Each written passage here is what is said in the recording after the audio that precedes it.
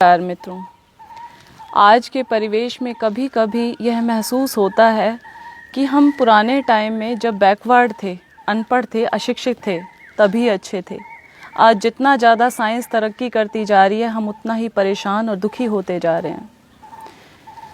आश्चर्य की बात है कि एडवांस और बैकवर्ड की पहचान ही यह बन गई है। आज तरक्की और वैज्ञानिकता के नाम पर भारतीय नागरिक अपने स्वाभाविक खान पान, रहन सहन, दिनचर्या, संयम, सेवा, आहार विहार, वेशभूषा और भाषा तक को तिलांजलि देकर खुश होना चाहता है। वह गुलामी की प्रवृत्ति का शिकार होकर विदेशी संस्कृति को जल्दी से जल्दी अपनाने में अपना गौरव समझ रहा है। मैकाले की शिक्षा द्वारा अंग्रेजियत हमारे खून में समा गई है, जिसका परिणाम शारीरिक, चारित्रिक व सामाजिक पतन के रूप में स्पष्ट दिखाई दे रहा है। सर्वेक्षण करके देखें तो अनुभव से पाया गया कि सरकारी व निजी विद्यालयों में विद्यार्थियों का 90% धन और समय केवल अंग्रेजी की पढ़ाई में खर्च होता है, किंतु परीक्षा परिणाम देखने पर पता लगता है कि 90% विद्यार्थी अंग्रेजी में ही फेल होते हैं, जिसके कारण युवक आगे पढ़ने में असमर्थ हो जाते हैं।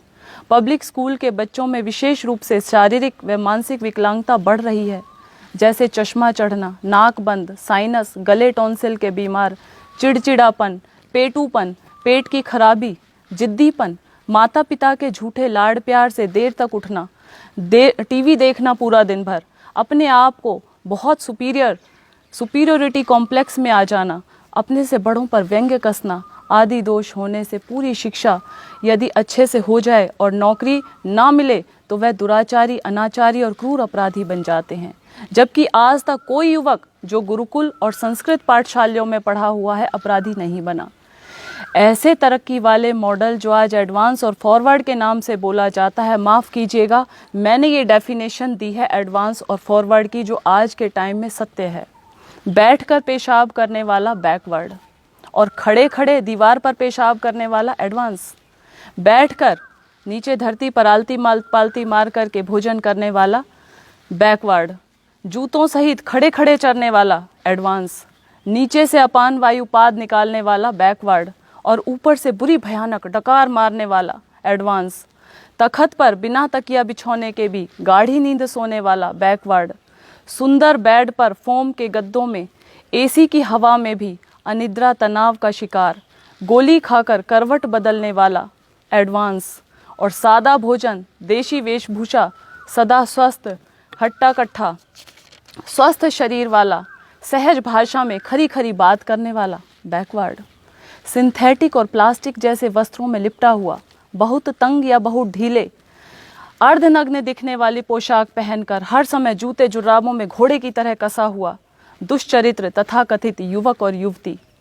प्रकृति से कोसों दूर, चश्मा चढ़ा हुआ, तोंद बढ़ा हुआ, नज़ला जुखाम का सदा रोगी, बीपी का शिकार, सिर गंजा, अंग्रेजियत में धंसा हुआ, डॉक्टरों की जांच रिपोर्ट की फाइलें लिए हुए, कानूनी भाषा बोलने वाला, स्वयं परेशान और दूसरों को परेशान करने वाला, तनाव में रहने वाला एडवांस सभ्य और शिक्षित समझे बैठा है अपने आप को। आज़ादी की मातृभाषा बोलने वाला बैकवर्ड और गुलामी की अंग्रेजी भाषा बोलने वाले को हम एडवांस मानते हैं। इन उदाहरणों की वास्तविकता को देखकर मैं भगवान से यही प्रार्थना करूंगी कि ऐसी तरक्की से तो हम बैकवर्ड ही अच्छे हैं। क्या मिला हमें ऐसी फूहड़ शिक्षा से, ऐसी तनाव देने वाली सभ्यता से और परेशान करने वाले शिष्टाचार से? किंतु एक तथ्य यह भी है कि आवश्यकता ही आविष्कार की जननी है। जब मनुष्य की संख्या अधिक होने पर ज़्यादा सुविधा का इच्छुक बनकर अपनी इच्छाओं का दास हो अनुचित मार्ग से संग्रह का रास्ता अपनाया, अति संग्रह के परिणाम स्वरूप सामाजिक संतुलन और अभाव बढ़ गया। फिर एक दूसरे की आपस में प्रतिस्पर्धा और ईर्ष्या द्वेष बढ़ गए। बस यह चक्र आज का व्यक्ति पूरे समाज, राष्ट्र और अंतर्राष्ट्रीय स्तर पर फैल गया, जो विकराल रूप धारण कर रहा है। एक व्यक्ति दूसरे का शोषक बन रहा है, आदमी को आदमी खा रहा है। एक राष्ट्र दूसरे राष्ट्र को समाप्त कर सारी सुविधा संपत्ति अपने पास समेट लेना चाहता है। और यह तथ्यपूर्ण सत्य है, भस्मासुर की भांति हिंसा और संग्रह की प्रवृत्ति स्वयं शोषक और हिंसक को ही खा जाती है। आज के मानव का यह नारा ही मुझे चालाकी और धृष्टतापूर्ण लगता है, जो हर जगह लिखा होता है, लिव एंड लेट लिव, अर्थात जियो और जीने दो, इसके भेदपूर्ण अर्थ हैं। सीधे शब्दों में पहले अपने पास जीने खाने के साधन खूब इकट्ठा करो और मनमाना खाओ पियो, और जब उल्टी वमन होने लगे तो बचा खुचा जूठन गरीबों शोषितों में बांट दो, और फिर फोटो खिंचवा करके डाल दिया जाता है अखबारों के अंदर।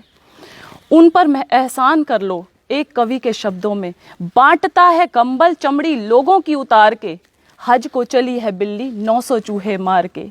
जबकि हमारी प्राचीन वैदिक संस्कृति इसके बिल्कुल विपरीत सबको एक साथ सुखी बनाने की घोषणा करती है। तेन